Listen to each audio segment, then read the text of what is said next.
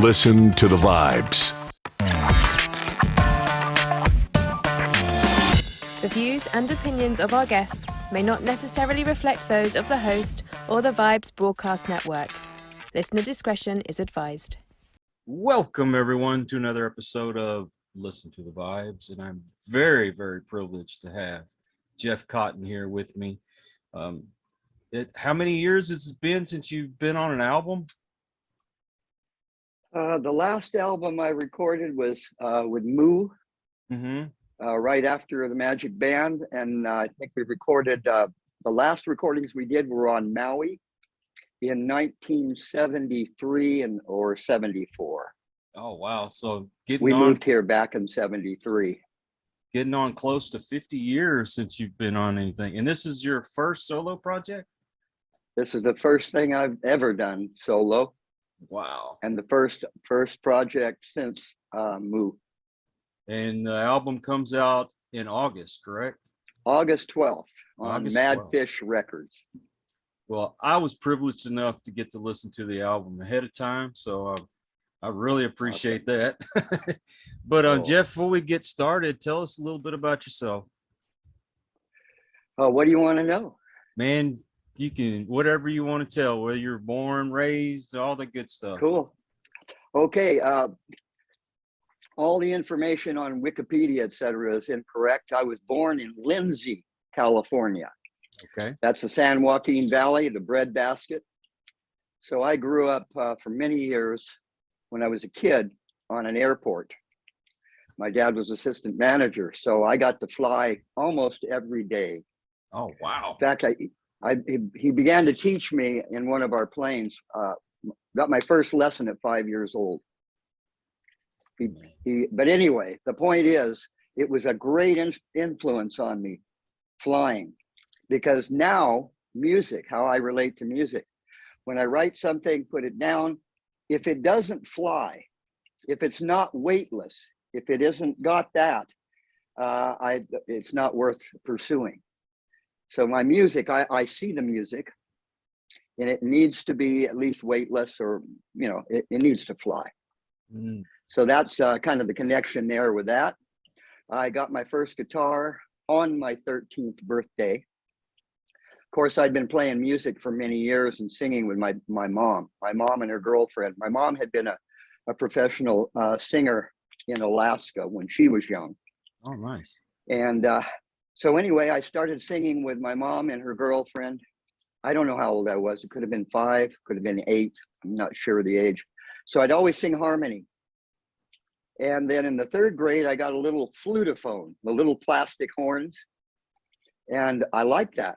So the next year, my grandmother bought me a LeBlanc clarinet, a professional wood clarinet. And so I started playing, Christmas programs and things in the 4th grade, 5th grade, and then in high school, symphony, a little in the symphony. And I like singing, although I never really sang much lead in those days. So I became a member of the choir, and that was really cool. We used to get in trouble all the time, me and my friend right next to me, because here we are, we're baritone. Mm-hmm. And then you've got tenor, you've got alto, you've got soprano. So we singing baritone, but at the end of the song, he and I would all of a sudden, in real high volume, sing soprano. And that used to piss off our instructors so bad. It was, of course, we loved it. Now, the reason I brought him up is he was one of the greatest influences on my career as a songwriter. Mm-hmm. Because the choir director was a composer. And we were in the Mojave Desert, of course. We all went to the same high school, Zappa, Don Valit, John, Mark and Bill, I think, were both Palmdale, which was our rivals 10, 12 miles away. But anyway, so this Stanley Summers, he would write tone poems, and he would write, his poetry was really clear about the desert, cracked, dry ground, and that's what it was out there.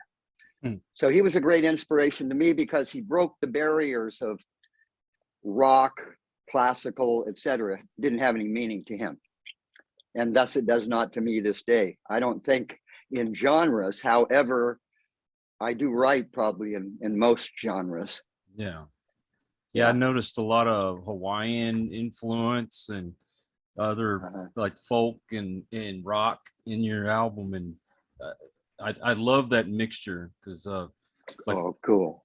You know, Frank Zappa, Captain Beefheart, they were not mainstream, and Not at all. you know, you don't turn on the classic rock station and hear any Zappa or Beefheart on there. But boy, I tell you what, talk about a following though. When you had your followers, they were with you for life. Although I know Zappa's kind of pissed a few off during his day. Oh well.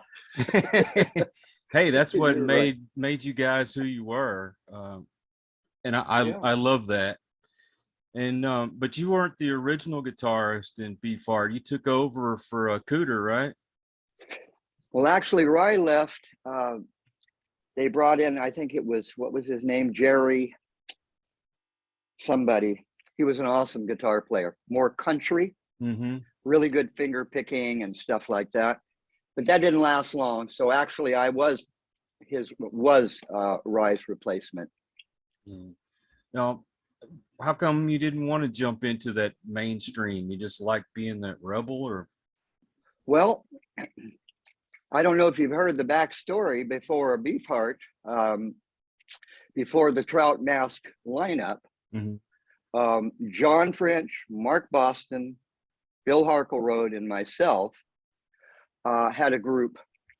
We were only recorded once, and I haven't found the tapes yet. Oh no! But we were called Blues in a Bottle. And at that time, when Beefheart was just coming up, we used to play big concerts in the desert. They were big in those days, 400, 500, 600 people, Exposition Hall, different places. So we would open for the Magic Band. We did a couple of times, and we played together quite a bit. And that band was very avant-garde. I was just starting to write, so we were doing some original stuff. But much of it was stuff that we loved. Some of the really cutting edge Jeff Beck, Yardbirds. So yeah, we would gig with them, and Don would always come out front, right in front of us, and watch us. He was like, "Wow, man!" And so he had his eyes on. He needed a drummer, so he had his eyes on John. So John took off. Another good friend of mine, Don Geeson, took over drums. He was also a guitar player. We had Jeff Parker come in, and he played guitar. And the point is, at one point, it was Bill, Mark, Jeff, and John, which is the Trout Mask lineup. And so, you know, John went in the next year. He said, "Hey, you know, let's get Jeff," because Don was looking for a guitar player. Then he and I pulled Bill Harkleroad in, and then we brought Mark in. I just think it's interesting that that lineup had been a band previous, and we had played right alongside him. Some people said we upstaged him at one of the concerts. The excitement. So that was good for the young child ego. I bet. I want to get into some of the songs on the album. I noticed that you had a spiritual theme to some of your music, and can you tell me a little bit about your spirituality? Yeah, I've been through probably just about every philosophy, every quote religion, and quick. I was hungry from the time I was 20. In fact, Randy Weimer, who is part of our current group, we go way back playing. And so we both kind of were on the same spiritual trip, no matter when it was, how far back or how many years have gone by. So I've done everything. I've done the esoteric. I've done the quote Christian, many different what would you say, modalities of healing and spirituality. Denominations is a good word. We did that too. At one point, my late wife, who was my wife at the time, we both, for a couple of years, we did medical missionary work. Oh, nice. Where we would travel wherever God led us. And what we would do is we would open up, we would play a set of original music, and it was more spiritually oriented. And then we do about a 2-hour health lecture. And the interesting things is all of this came from the scriptures. All these healing principles are in the scriptures, but they're hidden to some. So we would do the health lecture, and then we would, after that, we do diagnostics with people, diagnosis, take them aside. I mean, I remember we played it was right after the Stampede in Calgary. They had a 2-week health fair. Everybody set their tents up, and you could go from one to the next and, partake of whatever knowledge and wisdom they had. So what we did is the health lectures. I was an iridologist, diagnosis of disease through the iris. Oh, wow. So I diagnose, and then we would do whatever we could do. And so that was really a strong point for me, because I began to listen, not to all the noise out here in the world, but listen vertical within. And that has a lot to do, as you know, with music. I mean, where does music come from? It doesn't come from out there unless you're mimicking others. It comes from an inspiration from within. So I've continued. I've been hungry all my life. Yeah. And I never find a place where I'm ready to build my temple and worship forever. You know what I mean? Yeah. It's like, let's keep going. And that's how I feel about music. And yeah, I've been part of organized religion, and quite honestly, I mean, I'm not putting it down. Just for me, it's not for me. It seems more like it's a man's dogma instead of coming from God. Right. And so I find myself more spiritual than religious. And for you bet, to hear a song like the Liberation song and the theme that's going through it, I was like, that touched me. Thank you you so much. Can you tell me about that song? Liberation song. Now the interesting thing, let me set the backdrop for this. That album has 22 songs. Mm-hmm. Some of them go back, or movements in them, to 1970, in the forming of Moo, the year after I left the Magic Band.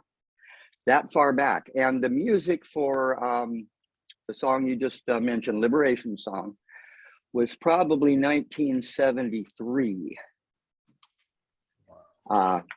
And I mean, you got the message, and you got the message. You really got it.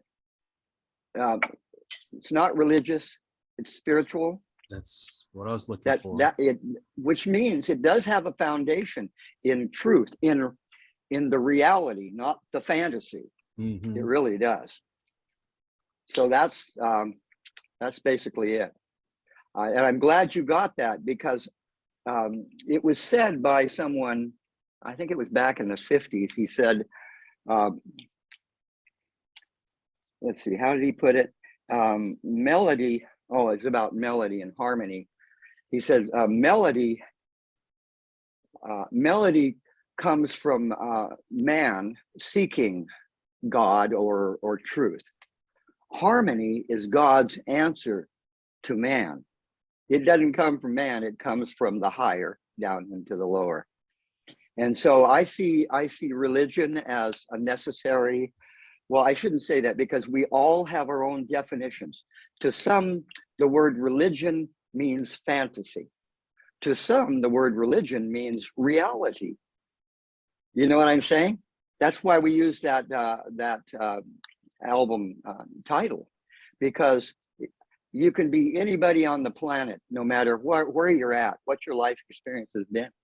And you have your own idea of what fantasy is, and you have your own idea of reality.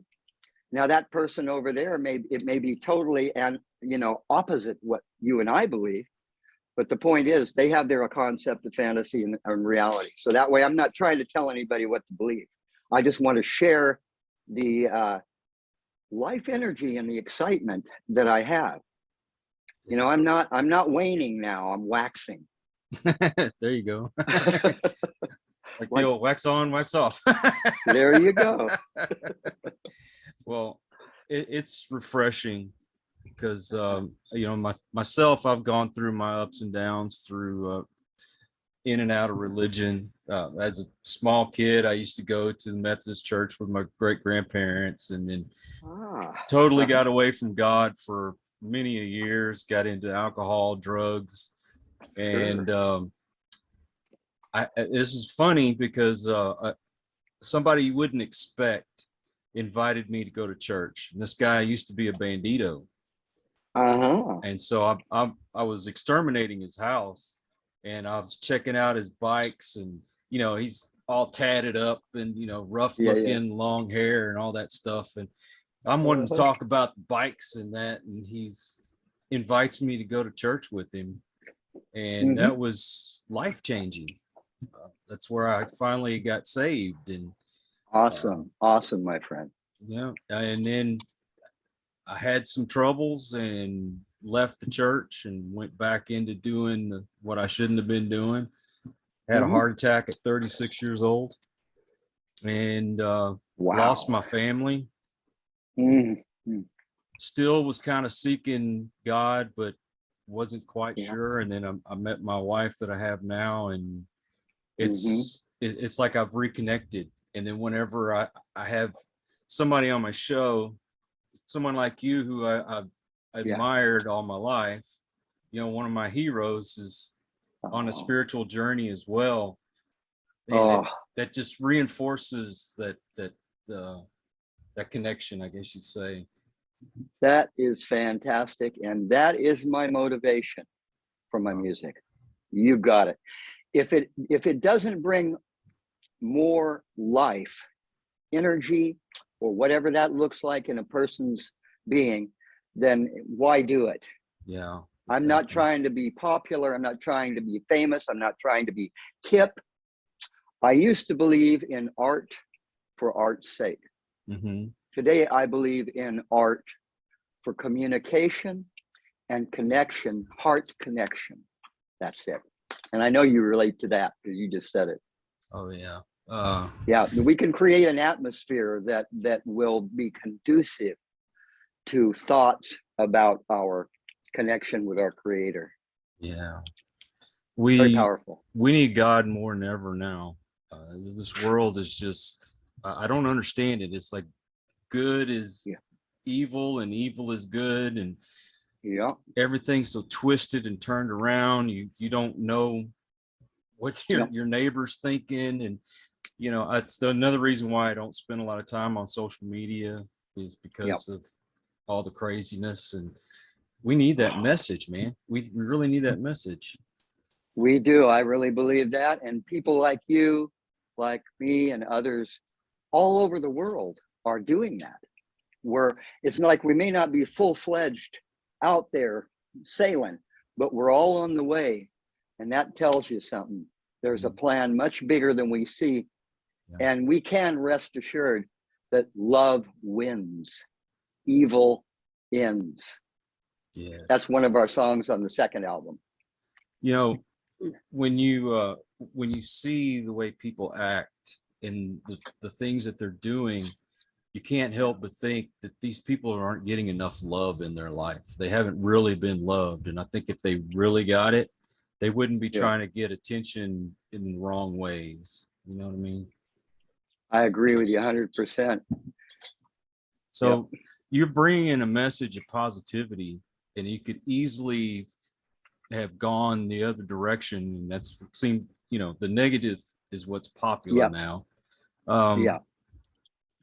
I mean, how do you keep that motivation going? When I committed my life to God, that's what I did. And all I have is my word. When I speak my word, Either I keep that word or I don't. And if I keep that word, I will begin to have a confidence and a real self-respect. And of course, you can only impart to another. We've all heard that, what we already possess. And so I stay there. I try not to forget the Lord. If I do forget, he's given me an opportunity and a skill to remember him. But I don't want to have to remember him at some point. Because when you remember, you've forgotten, so you have to remember. Yes, which is true. fine. That's our condition on this planet, where nothing we see is real. Really, if it's man-made, it isn't real from the standpoint of reality. It's great to have inspiration and come up with things, but the pure God. So every morning I make sure I connect. Every moment I do my best to connect. And what keeps me going is not my spiritual health. It's the spiritual health of the entire planet. That's what we need, man. That's what we need. Yeah. So in your music, do you keep that spiritual theme kind of going through all of it, or do you try to mix it up a little bit? Actually, the music comes.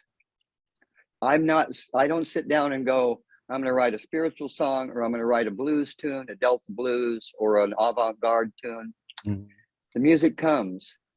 And as many of us musicians who've been around for years know, the last thing you want to do as a new inspiration is coming through is to judge it. As soon as you judge it, the inspiration is cut off. The mind comes in and says, wow. So I let it come through. Later, I'll look at it. Rephrase for me once your question, please. Well, I guess what I'm trying to say is you the subject of the songs. Very good. Is it strictly your spirituality, or you try to mix in, just, I don't know, whatever else you enjoy in life? Thank you. I got it now. The music tells me what it needs lyrically.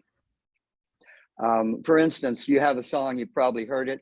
As soon as the track begins, before the track even starts, you hear the scratchiness. It's like an old 33 1/3 record. It's scratchy. Now that's called heavy. That's as you know, it's kind of a Delta blues, and it's funny. I mean, I'm 74, but I'm singing like I'm 100 and something. So it's kind of got a little humor to it. So that obviously in itself isn't what you would consider spiritual. However, I had to say it somewhere in the lyrics. It talks about the bad going away and only the good. God gives us the good. So I guess it snuck in there. But then there's On the Thread, which is the instrumental. Now I would think that the Magic Band crowd would enjoy that song. Oh yeah. It's very similar, I think, to something that, put it this way, had I been arranging or writing, I should say, in the Magic Band days, it would sound more like that song. I generally like being in the key of E if I'm in the key of E, or the key of C, or whatever it is. For effect, I might bring in another totally different key and discord. But to me, discord to me only serves to bring more appreciation to the harmony that's going to come in the next note. So that's how I use discord. But basically, to answer your question overall, yes, it is all spiritual, because that's my life. Yeah, I will say, when I listened to Elvira's, I did get a little bit of chuckle at that one. That's an old voice. Yeah, but was the theme just about the pandemic, or was this like society in general? Totally. It's like I told it to the virus, go your way, go your way. And if you notice what I called them, is spirits. It's like leaky spirits, Mm. because there is a cause to everything that we don't see. And I call it spirit, the level of spirit, because there is a battle going on this planet. Boy, is there. Boy, you Yeah. are not lying. Well, Yeah. that I've noticed something as of late that, well, we have Billy James in common. And Good Billy, man, by the way. oh my God, Billy is, he's an angel on earth. I'll put it that way. Great guy. That's awesome. And he sends me all these artists that he's representing.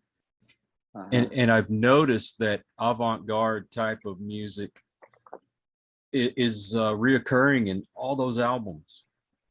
I mean, it may not be, like from y'all's day. Yeah. It's more modern, different kind of mix, because you can't put a True. label on what y'all did. I mean, other than avant garde. Right. Even the more, I guess, dancey type of music that he's sent me, like club type music, it's still got that reoccurring theme. Are you noticing that kind of becoming a trend? Honestly, I haven't given enough attention out there to do that. I haven't spent much time seeing what's going on with the media and that. Well, you walked away from it all. I think you're right. Yeah. You walked away from it all some years ago. So why did you? Fantastic question. Thank you for asking it. After the Magic Band and then the forming of Moo, and after Moo about 1975, God gave me a real clear picture of who I was at that time, what I was. And it was very humbling, because these were the words that came through in clarion tones. Jeff, you need to live. Yeah. And I went, I'm not living. I've been in the Magic Band. We've been, was in Moo, all this stuff happening. He said, basically, it's time for you to learn to live. And this is the image that was put in my mind. You take Jeff in his wheelchair out of a closet, give him a guitar, give him a horn, whatever it is, he'll do his thing. Then somebody take him, wheel him back in the closet, close the door till next time. It's kind of like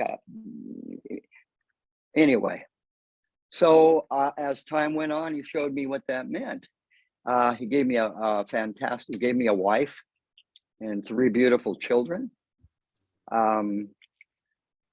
I never stopped playing music. I was always writing.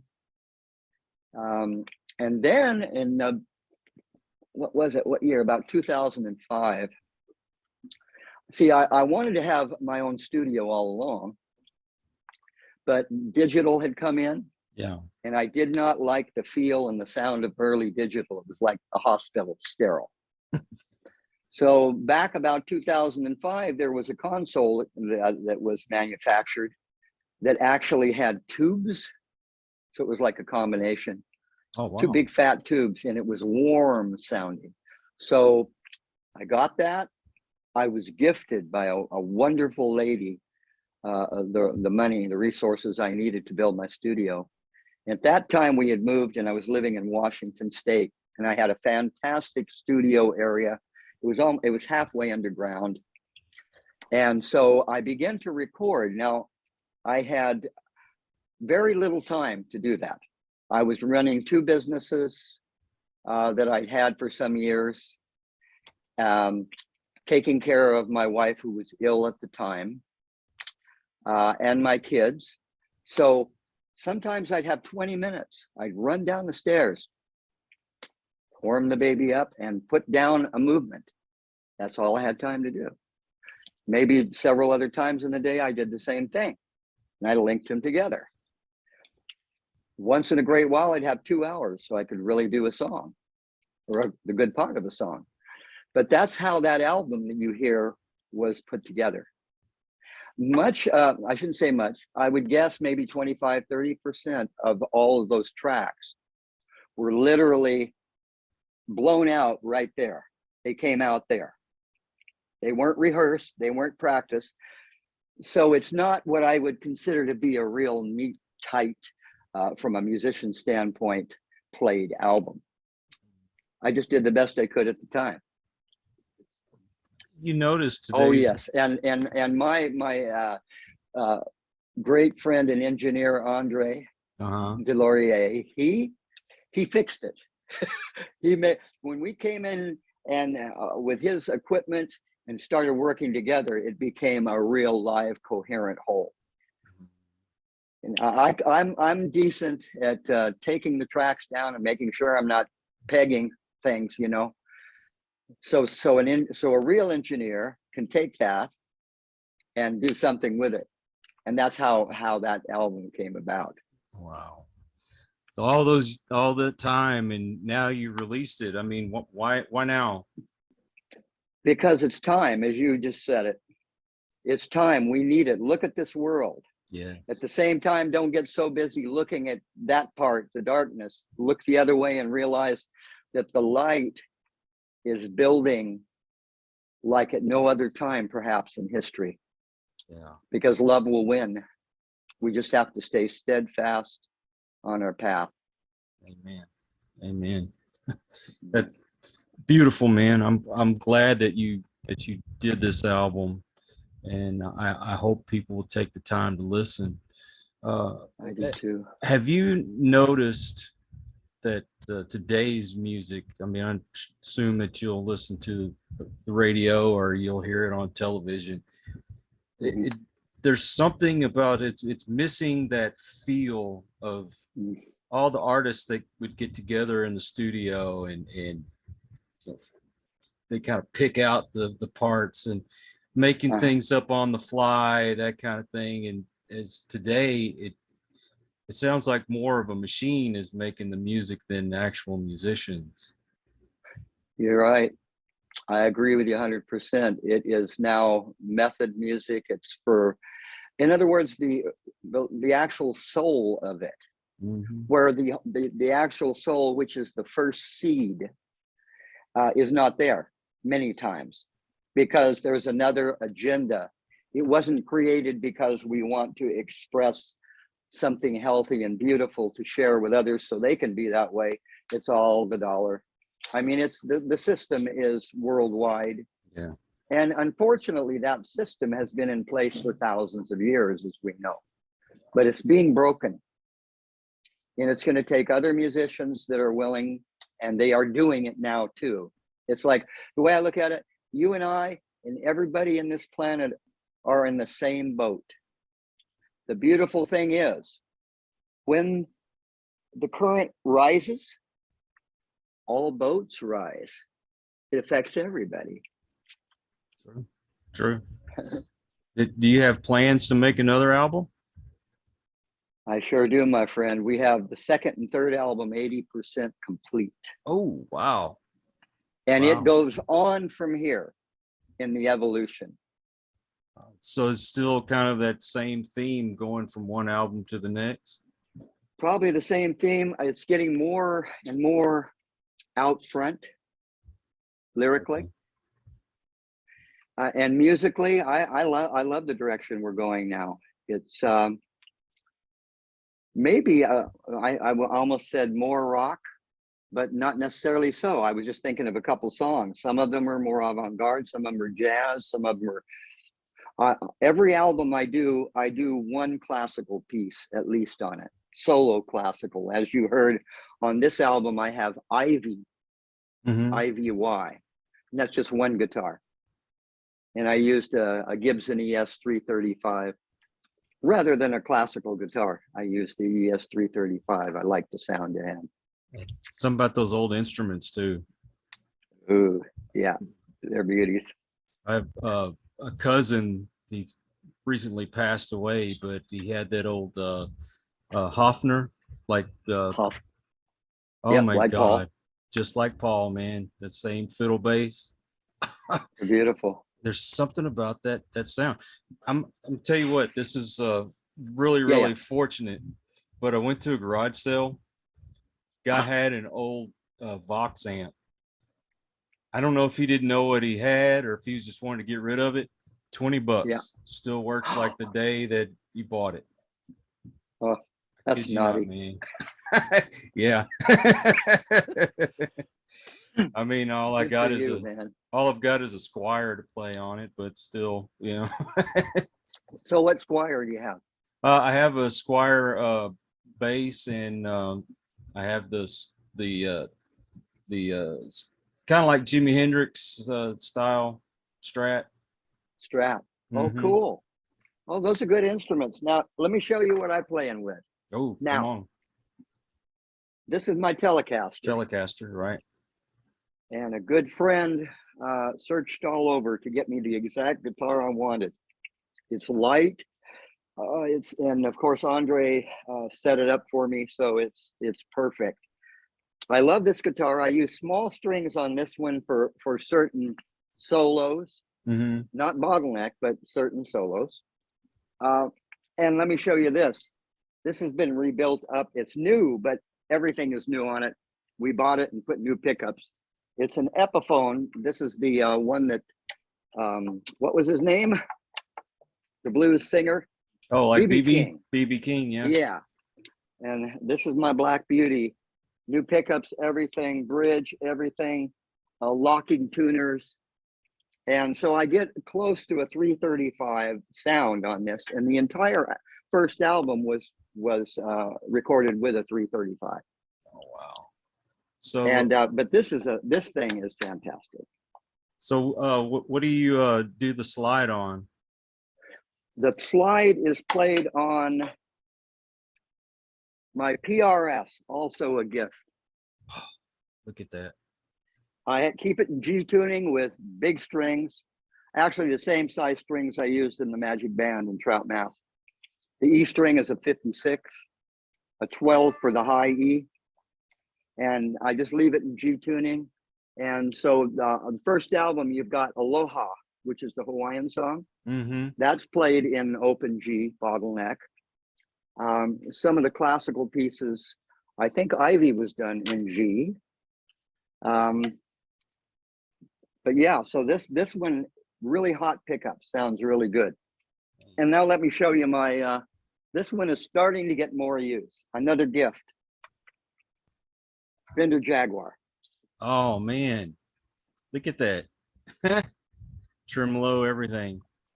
Before, in my early days in the Exiles, we both had Fender Jaguars. They were I know mine was a 1964. And in those days, that was great. And after the Magic Band, because we were playing on telephone wires, you know, real big strings. After that, and of course, we were using other guitars. I had to give this up and get into the other the Fat Gibsons and the different, you know, guitars like that. But so this was a gift, and I took it a couple of years ago, maybe it was 5 years ago, and I started playing it, and I couldn't get 6 or 7 notes out before I was moving the strings off the bridge, because there's nothing to hold them there. I was just 2 or 3 strings would go because I was still, that's one thing I carried away from the Magic Band days, is playing really hard, which I still love to do, but you got to be able to do both. So now I'm using a feather light pick, and I can most of the time keep the G string where it belongs, you know. Without knocking it off. Can you remember the first song you ever learned? Oh, that's a great one. Yes. First song I ever learned. So I get my guitar at 13. My dad finds this old K arch top acoustic guitar. The best friends that I used to sing with, they had it in their attic for years. And so my dad bought it and fixed it up for me and strung it and gave it to me on my 13th birthday. So I tell them I want music lessons. So they take me down, and I took 4 lessons. I learned the first lesson, the first part of Walk, Don't Run. Okay. By the end of the Ventures. fourth lesson, I went out and I had the whole song down. And I remember walking out in the parking lot to go to my car, and I went, I don't need to take lessons anymore. And so from then on, it was like, you know, just as we do, we just discover and love what we've discovered, and on we go. Wow. So the Ventures was the first you ever learned? Ventures was the first song I learned. And then probably the next year I was writing. Wow. And it was instrumentals at that time. At that time, there was this car that was out called an Avanti, Mm-hmm. Avanti. And I liked that car. So my first instrumental was called Avanti.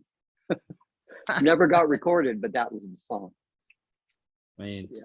So my uncle was in a bluegrass band, and he actually had a recording studio, the whole 9 yards. And he could play fiddle, he could play bass, he could play banjo. I mean, just about anything. And my cousin, he came over and he wanted my uncle to teach him how to play a few things on the bass. So he says, you think you could teach me some Metallica? And my uncle's like, well, let me hear it. So he played it one time, and he played it just like Cliff Burton. I'm like, what? Oh my gosh. A bluegrass musician just picked it right up.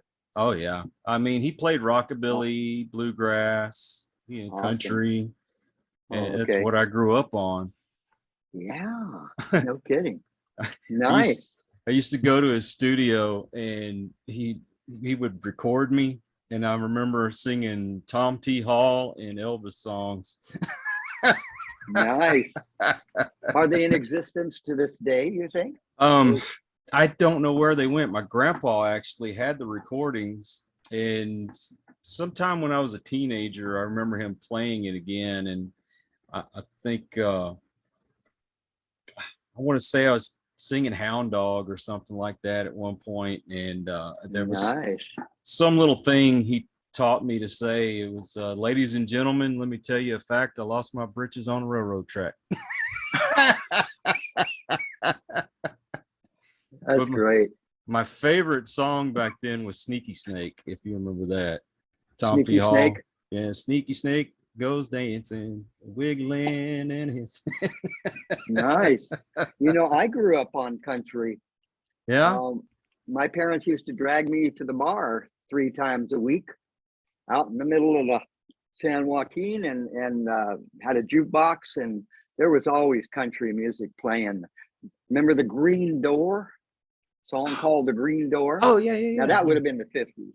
Right. Anyway, some of those old songs. I loved Marty Robbins. Oh, yeah. The song called Felina was a fantastic song. But anyway, all those songs, they were melodious. Like Felina was a beautiful melody. And I look for melody. To me, that's the thing. Because I think melody will live on when we're gone. And see, if you're like me, I like the old country. I don't care for the new stuff. I can't get into the new stuff. And if it's, I guess about as far as the 80s, I did listen to some Garth Brooks and stuff back then. But man, give me the original Hank and Tom T. Hall, like I said, and you bet, Tennessee Ernie Ford. And then my favorite of all the country artists is Buck Owens. Oh, of course. Yeah. Of course. Yeah, those were the real artists before the method music came in. Yeah. It's like, let's bring in from everything and put it all together, and then everybody will like it, or somebody from all areas will like it. No. I hear you. It's the real stuff, just like the Magic Band. That's the real what's his name? The famous jazz saxophonist, Coltrane. Thank you, Andre. John Coltrane. What he did for jazz, I think the Magic Band did for rock. Break the barriers, and now that you've broken all the barriers, you got to come up with something else. Hopefully, somebody out there has got it in their head right now. We're just waiting to hear it, right? You bet. You bet. You bet. So besides all that, what else do you like to do outside of music?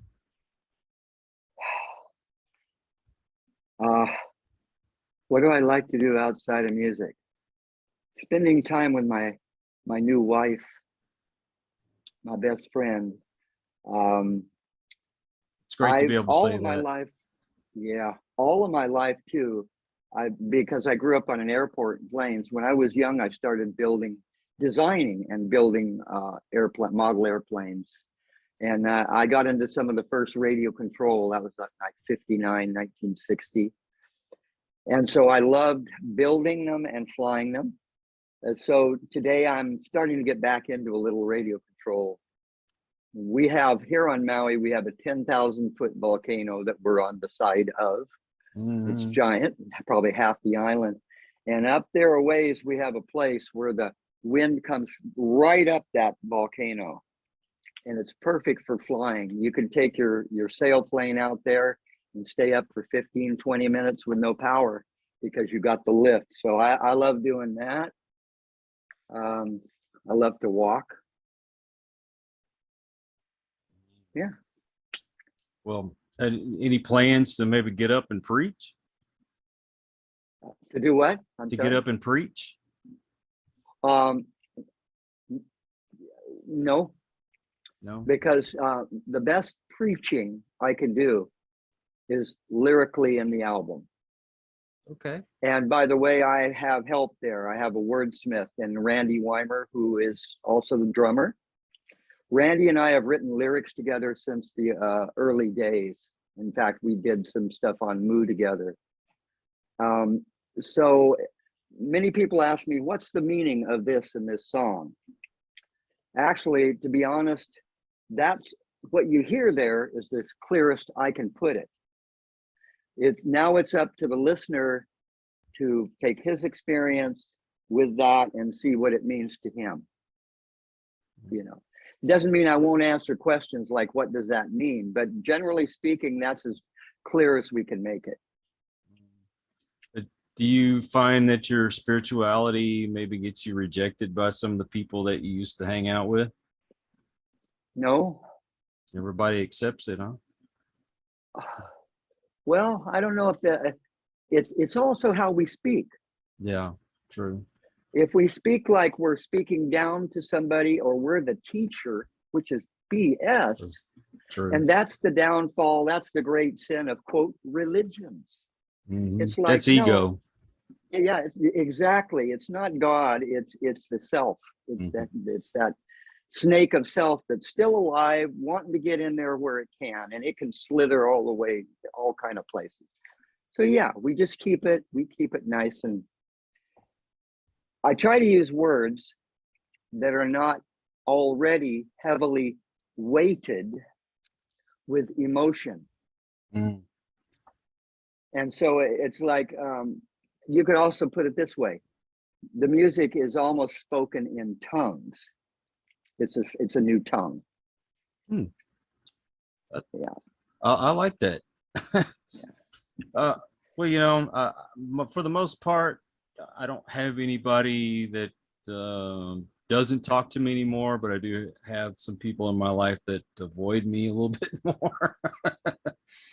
I hear you. Unfortunately, that's just the way the world is, and they don't understand. And you talked about ego. I understand the importance of self-care. I mean, you have to take care of what's inside. You have to love yourself. Right. But there's just such a push about, look at me, look at me, look at me. Exactly. Not enough doing for your neighbor. That's so true. That is really true. The real truth, reality is a ground. It starts there, you know. It doesn't start anywhere else. It's got to be one-on-one. I'm willing to make the choices, the little choices, hopefully, to continue to follow on, to become more mature spiritually. And it's the way it is with all of us. So you say something to somebody, if it rings a bell, they have the choice right there, right? They can turn away or they can embrace it. And I just am praying all the time that people will open up, and they are in the millions. I think we're at a place where many people are aware that that their power has been taken away, that there's a control system in place that's bigger than they are. Now it's time to be encouraged and realize and come through that process that we can actually all activate and do what we do. It's like, I don't care if you're a ditch digger, what you do what you do there, if you do it with your full heart and honesty, is as great as any artist in any genre. Yeah, there's no above and below. So I believe that's what's going to make the difference in this world, is all of us are going to bring what we have together, and the despots are going to run.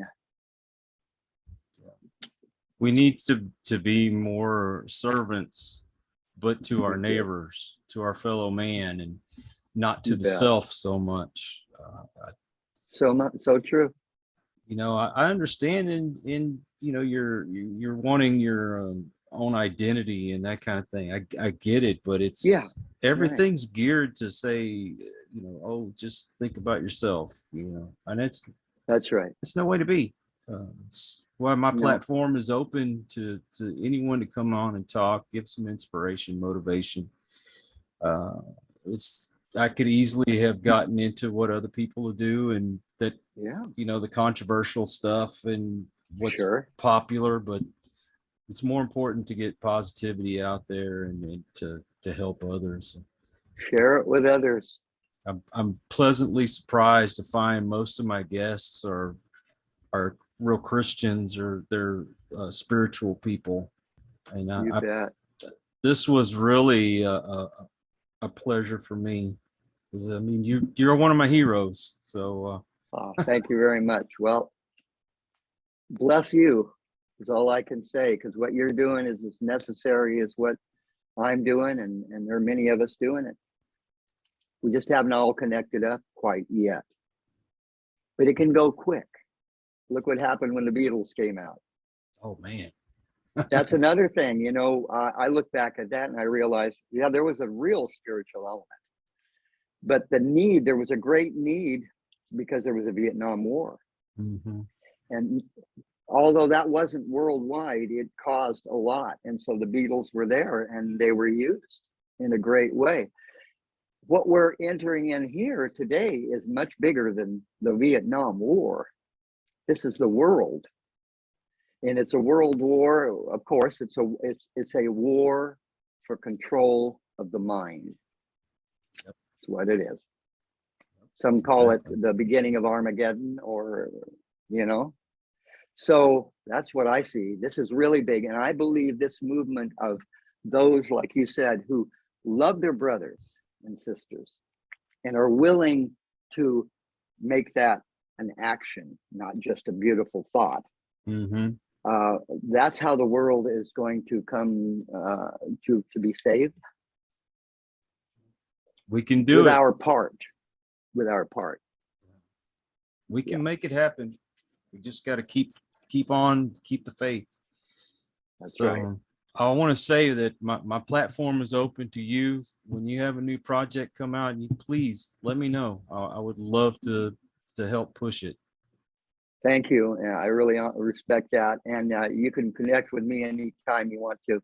Questions, or if you want to do a little something here, blurb or whatever, we're going to do it. That'd be wonderful. Yeah. Thank you. Good. Well, I thank you for your time, man. This was a blessing. And my pleasure.